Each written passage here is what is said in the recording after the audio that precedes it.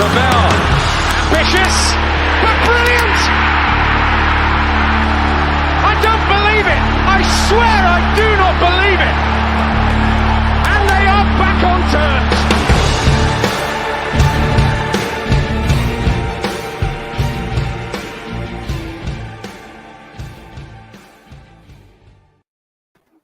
Good evening and welcome to New York Talk. This is the Rotherham United podcast, and we promised an emergency pod. This isn't, we haven't lost his heads. We promised an emergency pod when the decisions were made on Michael Smith in particular. And following on from my last podcast, this is going to be a different tone. Anyway, there you go. Danny said there may be a bit of swearing tonight. Who knows? So we're taking a leaf from normal things. We've got loads of people with us. We've got on screen first. We've got Mick, who is going to be calm tonight, I think, actually. We're calm? I am, yeah. Yeah, cool. Danny, less so?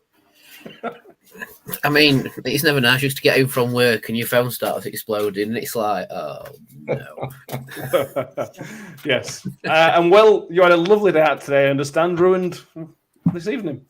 I did. I mean, I'm significantly sunburnt, so that's my biggest issue at the moment compared to what Michael Smith's doing or isn't doing. So yeah, Seagull 1, Will Daniels 0.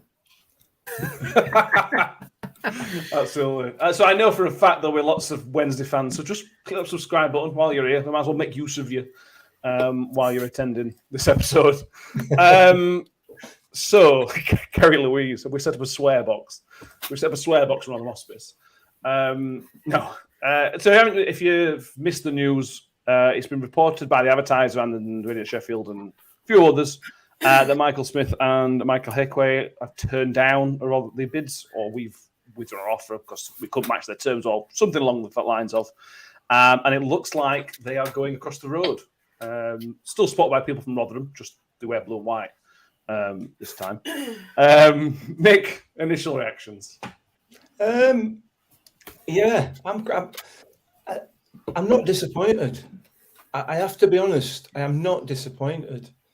I'd like to be. I'd like to sit here and rant and shout and swear and scream and stamp my feet, but I can't. And I have got reasons for that. And I have even done a bit of research in my own mind. Obviously not. I don't think that counts as research, does it? No, I suppose it doesn't really. But no, I'm not bothered. I genuinely, it is what it is as far as I'm concerned. I understand why they've done it. They don't support this football club. This football club are their employer. It's as simple as that. Yeah, they will have built relationships with players, built relationship with manager, with staff at the club. Yes, they will. But it's a job, and somebody's come along and offered a lot more money than we would be willing to offer. And bear it in mind here that reportedly we offered Smithy 10k a week. Reportedly, whether that's right or not, I don't know. That's over £500,000 a year. That's £1.5 million over a 3-year contract. Why would you turn that down? The only reason you would turn that down is if somebody's going to turn that into £2 million or whatever, and then you would turn it down and you would go with the £2 million. So that's the first part of it. And anybody in their right mind, particularly at 30, with no real option of another job, you're starting in the jobs market in 5-6 years' time, probably in reality, as a 17-year-old almost, no qualifications or few qualifications, a very small pool to fish in terms of the experience and qualifications that you have got. Your chances of getting a well-paid job are lower than somebody who's been out there in the world of work for the last 20 years, 15 years, whatever. So you're going to go with the money so that at least you can secure you and your family's future. You would also think, on the flip side of that, that if somebody's made that offer, you might have a look just to work out and see whether they can actually pay you. I mean, that. What are you suggesting? I might think about, but clearly, if and would it not be absolutely hilarious if Middlesbrough tomorrow announced their new centre forward signing? I mean, I would absolutely wet myself at that point. But you've got to go with money, mate. You've got to go with the money, assuming that the money's there. Okay. The counter argument would be you would not have to go where the money goes. No, you don't. But you do. Really, in reality, you've got a house, you've got a family, you've got commitments, you've got a life to live. You've got to go with the money. You can't live without it. It's true, but that's playing on the assumption that that relies on is that when he ends his career, they'll go to minimum wage or something like that. Professional footballers stay in the game. They'll go to coaching. They'll go to punditry. We talked to Sergio a few weeks ago. Go into a different industry. He's still going to earn money for the rest of his life. This isn't his entire career. So money isn't just he's paid. He's given extra $2,000 a week. But I can retire in 5 years' time, having earned $3,000 a week and with a couple of 100,000 in bank, or I can retire in 3 years' time with 2 million in bank. Let me think. I wonder. Yeah. All right. Assuming that Tuna Man pays it, which he obviously won't. We all know that. Okay. Will, thoughts? I think the initial thought, to be honest, is one of disappointment. I think it's pretty obvious that they've both been integral to the success that we've had over the last 4 years. And I think when you lose the quality that they possess from the squad, it's always going to be a big blow. But if I'm honest, at the start of the summer, I didn't really expect on either staying. I think it just hurts a little bit more tonight just because of the manner that this is all played out in terms of the last week or so, as opposed to the club that they're joining. I honestly don't care that they're joining Sheffield Wednesday. I think they'll both go on to be promoted this season, and good luck to them. But yeah, for me, it just hurts a little bit more because we were close by the sounds. I have no issue in terms of them going and chasing a bigger contract. It's a short career. Both are coming into this section of the career where, you know, they need that big contract, and we've done absolutely everything that we possibly can, and sadly that's not enough on this occasion. You know, but this is now the start of a new dawn, isn't it? I mean, Warney's been in this situation before where he's had to assemble squads from scratch, and, you know, aided by what is a wonderful recruitment team who, in his time here, Warney and the team, they haven't got a lot wrong, I don't think. We'll still end up giving it absolutely everything. So initial disappointment, but we have to then now start to focus on us and what we do, as opposed to looking at this as if it's a witch hunt against Michael Smith and Michael Heckway, because they are seemingly signing for Sheffield Wednesday. Yeah, they are. So, yeah, it's difficult. The rumour is, Danny, let's go through the rumour as it is. This may all turn out to be complete nonsense. But let's go through the rumours as it stands, as seems to have played through. The rumour, as we recorded on Sunday, that they had essentially a verbal agreement. Michael Smith had a verbal agreement that he was going to stay with the Millers. We agreed to meet him halfway between Wednesday's original offer. That was still the case. Paul Warne released an interview on Tuesday evening, saying it was confident that both Smith and Icky would stay. I was surprised about Icky, but we were all happy about it. That we think he was confident that they would both stay. And then it seems late on early evening, it sounds like Wednesday have just blown us out of the water. It feels like, Will says, the manner of it doesn't feel great, to be honest with you. I feel more sorry for Paul Warne and Tony Stewart, to be honest with you, because they've thrown everything they possibly could, particularly at Michael Smith, and they get nothing in return. They know there's no thanks, there's nothing. It's just, cheers for getting me more money at Sheffield Wednesday, almost. I mean, Warney, bless him, they've made him look a right mug, haven't they? Because he's got on the radio and stated to Rob Staton and Radio Sheffield that he's confident one or both would stay with us. And less than 24 hours later, they're both out the door, and numerous news sources are confirming that. You've got the Star, the Advertiser, and Radio Sheffield all confirming that.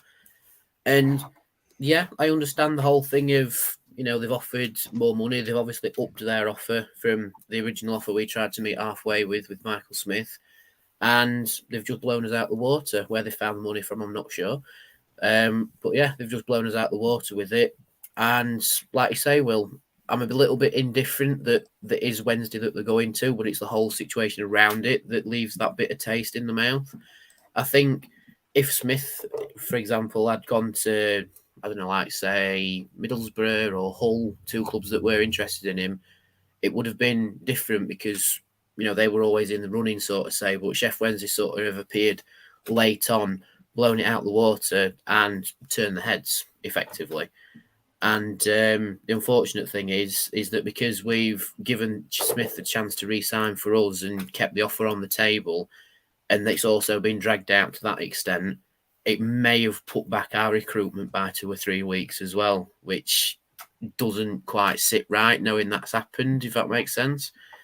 Yeah, that's mainly the developments with the rumours. But, yeah, it's frustrating. But the funniest thing is all the Rotherham fans on Twitter who've imploded about this news. Can I just say it's been absolutely hilarious, and I'm a Rotherham fan watching it. The amount of implosions that have gone off, I fully expect there to be pitchforks and torches on the streets of Rotherham on Thursday morning. With the amount of chatter that's happened on Twitter, it's been absolutely hilarious. It's like the world's ended. Yeah. Let's address the serious part of that first. We've got Kev Johnson watching tonight, because it's possibly the worst day as a Miller. Kev Johnson, if anybody doesn't aware, which I should be aware, Kev Johnson arranged for the Newcastle shirt to be sent to Michael Smith and raised, I think, over £2,000 for Roma Hospice. Apparently, people have been asking for their money back from Kev Johnson, the money they've essentially donated to charity.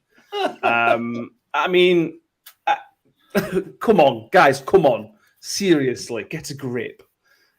I understand you're frustrated at Smith, and I think most Rotherham fans share your frustration, but to take it out on somebody who's done a great bit of work for a local charity is moronic. And please give your head a wobble if you've done that. Seriously, get a grip. Can I just point out just at this stage that the reason that the shirt was bought, I understand, is to thank Smudge for everything that he'd done in his time here. Why would you then request the money back? Because he's still done those things. Yeah. Exactly. You'd request it back, Will, because You're a moron. It's the argument that we had throughout last season every time we lost a game, innit? Some people can't deal with the emotion of disappointment and losing, innit? God forbid that any of those people end up with family members at the hospice, like I've had, and other people watching this podcast now will, I'm sure, either have had or know somebody who spent the final days in that hospice. But we've just paid, as Rotherham United fans, we just donated £2,000 towards, thanks to Kevin and the people who were involved in that. I'm grateful, and I don't care what anybody else says. I mean, that sort of stupidity is not really worth. It's not really worth a mention, is it? To be fair, other than, like you just said, have a day off. This is my favourite comment of the night. Rumours circulate Chansiri saw Mick in a Barry Bannon shirt and offered you $12,000 a week. I can't believe who's put that on. Wayne. I can't believe you've done that. I can't believe you've Wayne. Well, I might have known it for you. Hey, to be fair, you're another Michael. So Michael Smith, Exactly. Michael Hequin, you know what I mean? Listen, I might go for as the ends. well announce it now. That would be taking the mick out of Rotherham. Yes. I might as well announce it now. They're going to start singing my name in a song like they did with Lewis Wing. Yeah. Let's go through some comments of the Rotherham fans. Nardendi says, "Can this day get any worse? To be honest, I've thought about it, and it's really a good thing. More of the same gives more of the same. Okay, promotion, not relegation. I think it means they got relegated twice." He feels sorry for Tony Stewart, though. Owen says, even though I feel quite sorry for Paul Warne after today, he probably feels used just to get their pockets lined. I think he'll be replaced well, though. I still think we will keep the faith. Yeah. What I will say is, I'll sort of say on here that the reason we're doing this tonight is because tomorrow, when we do the episode for the fixture release, I want to talk about fixture release. Fixture release is one of the best days of the year where I start planning the season. It's exciting.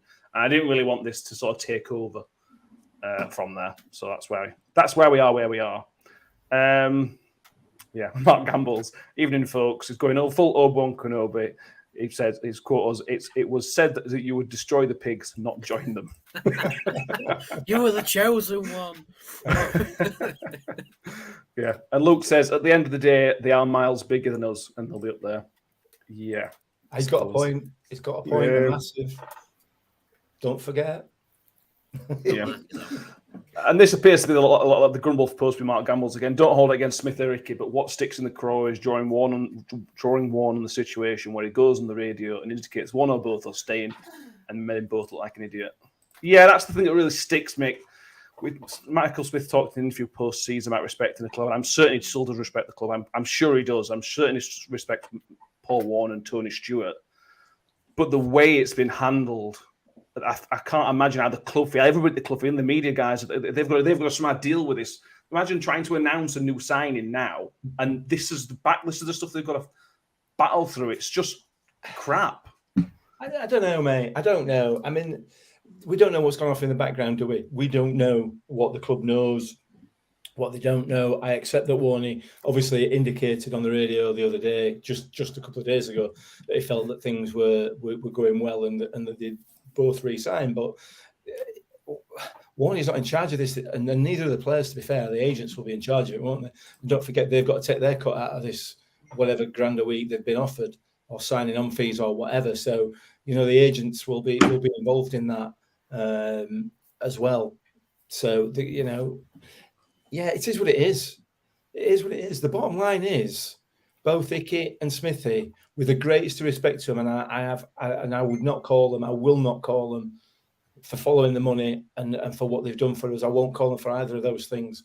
But they've both played championship football, and with us as a club, have failed at it. So it's a way that I'm looking at it. It's time to move on. It's time to move on. Let them have their payday. Let us find somebody better.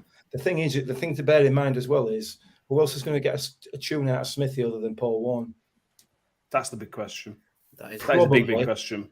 The concern, I guess, is if he does sign for them down at Swillsborough, probably the only other manager I can think of that will get a tune out of him is Darren Moore, because he's that kind of manager, I think, in my view. However, I can't see Darren Moore lasting at Hillsborough unless they top a league by end of August. My prophecy for this is that come October time, we'll have another Lewis Wing situation where all Wendy's are on Radio Dida screaming and shouting about how crap Smithy is, and Darren Moore has to go. It's the circle of life, isn't it? You know what I mean? It's the circle of football in life. Wednesday sign a player is God's gift to everybody, and by October they all want him sacked at manager out. It is an interesting point, because Smith is definitely a player who thrives in a positive environment, and he's had that at Rotherham. I mean, very rarely fans have given him a lot of stick for any sort of mess up or anything that he's made. And funnily enough, positive environment, he's played very, very positively for us. But if you look at the more negative environments he's played in, such as, at Portsmouth, for example, he didn't really thrive.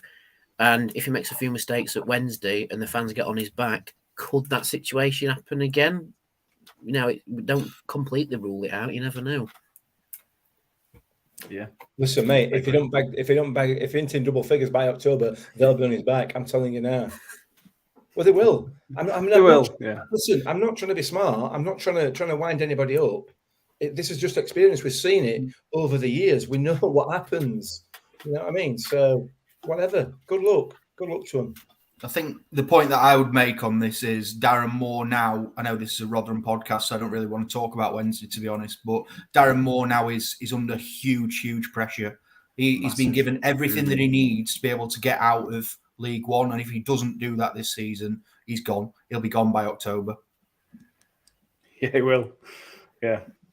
I completely agree. It will, and you've got to bear in mind, what Chansiri is like. He spent all that money trying to get out of Championship into Premier League. He failed and ended up with points deductions and whatever else sanctions they had. They ended up in League One. He's clearly now looking to try and buy his way out of League One. Well, experience tells you that it took Sunderland how many years to buy themselves out of it? 4. Yeah. And other clubs that have Ipswich. tried it in the past. It doesn't tend to work. What they are doing, assuming that these two players sign for him, and Will Volks, who they've got already, which I think is a fantastic signing, what they are doing is buying players who've got experience of that division and experience of getting out of it. However, you've got to be able to get a tune out of those players as well. And that's all. That's not just about putting them in a shirt and putting them on a pitch on a Saturday afternoon. We'll see. I don't care, because fixtures are out tomorrow, and when I look at fixtures tomorrow, I'm going to be looking at Championship. Are you? It's going to be sod's law that we draw Wednesday at first round at Carabao Cup, isn't it? That is sod's law. I'm putting money on us getting them at first round. Them at first round at New York Stadium, and Volks, Smith, and Icky will all score against us. I'm calling it right now. Oh dear. Don't say that. Shellstone says you're a bit upset it's come from the press and not the club directly. Yeah, I suppose. But if the press get that information, they're going to go straight away. You can't really blame them for it. Yeah, I don't know what else to say, to be honest. I don't know what other questions to ask and talk about, to be honest with you. It's sort of done, innit? I'm sort of glad we had this chat and talked about it. We can now move on afresh tomorrow, can't we, I suppose? We've got it out of our system. That's what it is. Don't be disappointed. What's the matter with you? Well, you can't not be disappointed. We've got rid of Michael Smith, who's given everything for this club over the last 4 or 5 years. Yeah. And Ike, who we've seen improve. That first 6 months, first season Ike had, we didn't know what he was going to be. And then he developed into this unbelievable player. Not perfect. Let's get it right. He isn't perfect. And I'm interested to see how he gets on not having Richard Wood next to him. That from a neutral point, that is going to be very interesting. Yeah. To not have that type of player next to him, but it's interesting. Go on, Will. Yeah, I think the point that I would make is, I'm just trying to think of a way that I can word this without sounding bitter. Michael Smith and Michael Ihekwe are also players that have been relegated with Rotherham United. So there's a question as to whether they are, the real deal, certainly going into Championship level as well. Yeah. So it could be everything that we need in terms of a new start, a new change. Change is scary, and I'm always apprehensive when that happens. But we'll see what happens. But yeah. What was the saying? A change is as good as a rest. Something like that. And we've had a rest as well. So here we go. I know you're trying to wind this up, Matt, but I'd just like to stay on because I'm enjoying reading some of these comments down south. Some of them are absolutely brilliant. Oh, there's so many bites. Lovely, Julie. I'm enjoying these bites, to be honest with you. Brian Vernon, well, when will people learn it's just a job? Players move on. Yeah, I suppose that's the romantic in me that's sort of thinking football isn't just a job.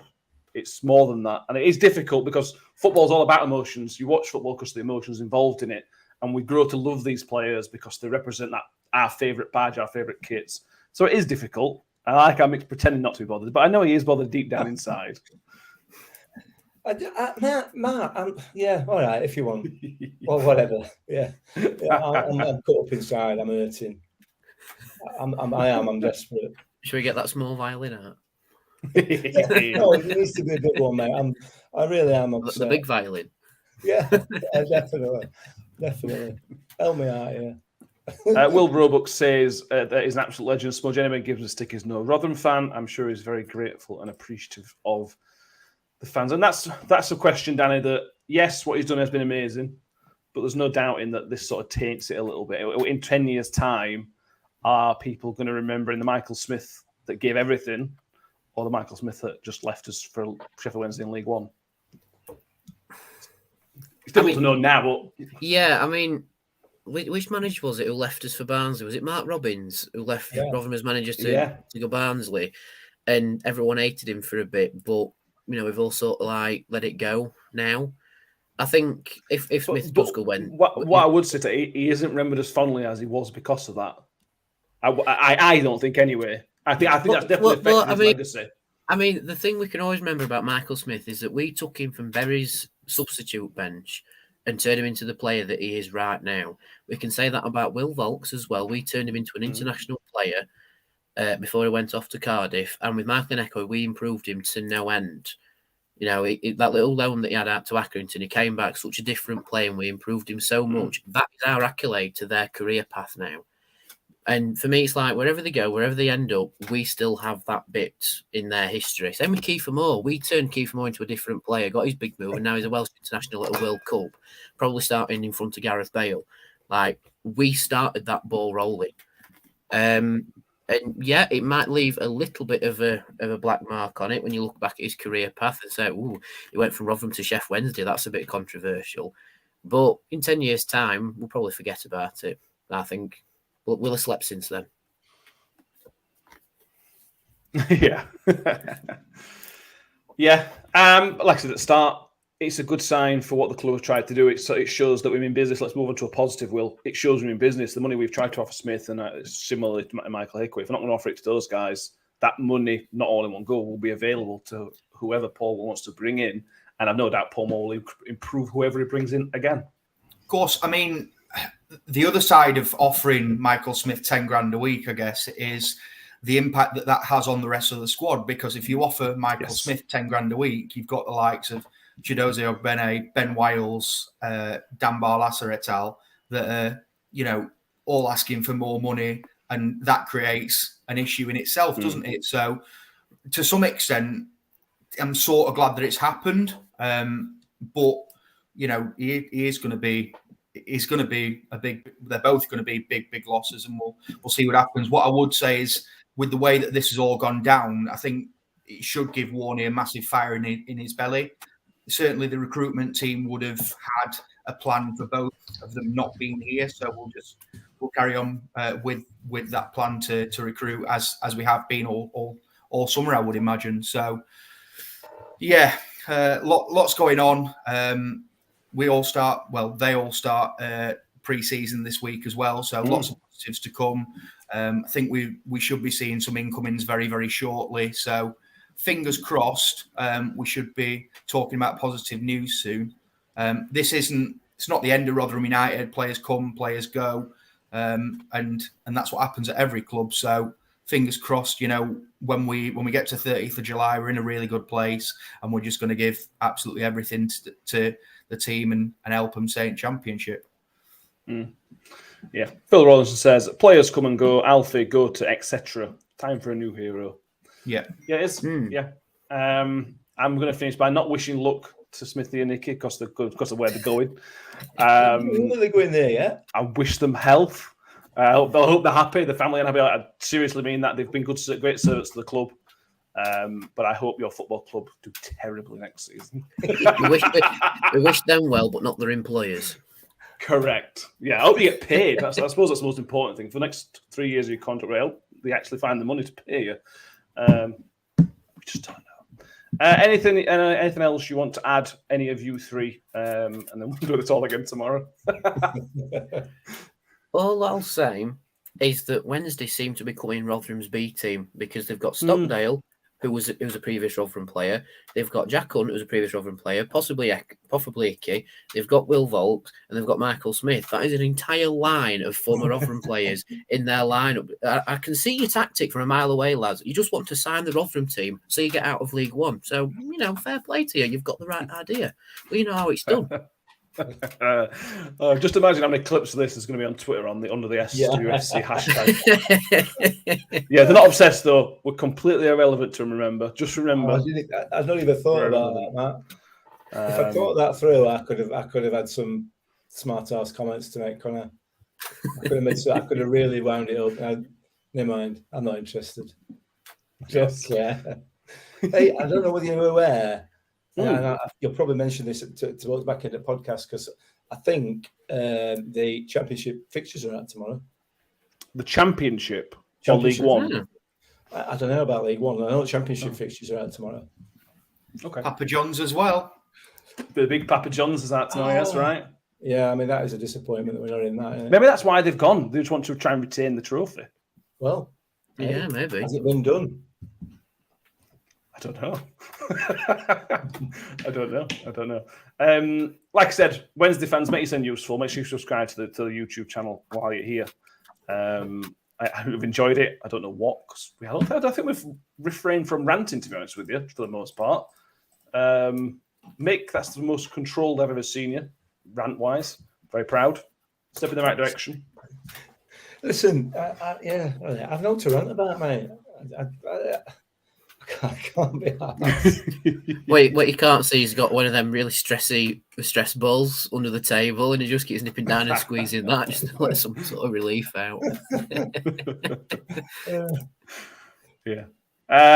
Brill. So thank you all who have tuned in. Like I said, something may change, and they may not go to Sheffield Wednesday to do fair play. I'm very excited to see who else we bring in. Danny will be down at the training ground tomorrow with his binoculars. If any of the clubs see somebody against the fence, it's just Danny. It's not Pete and Tom or anything like that. It's just, There you go. Look, I've got them ready. He's got binoculars. Excellent. Yeah. Will, it's been a pleasure. You're back with us on Sunday, aren't you? Yes, yeah. Yeah, Brill. So we'll be back Thursday night where we will look at the fixtures list, and if there's any signings on Thursday, we'll recap those as well. And then we're back Sunday evening as well. Mick, Danny, Will, it's been a pleasure. Go have a beer or something. I don't know. Is that the Championship fixtures we're looking at? We'll look at Championship fixtures. Yeah. I just have a Championship ale as well. Just want to make sure that it would Championship. Yeah, I'm sure there's other podcasts for League One club, but I don't know, to be honest with you. No worries. It's been lovely. It's been an absolute pleasure. See you later.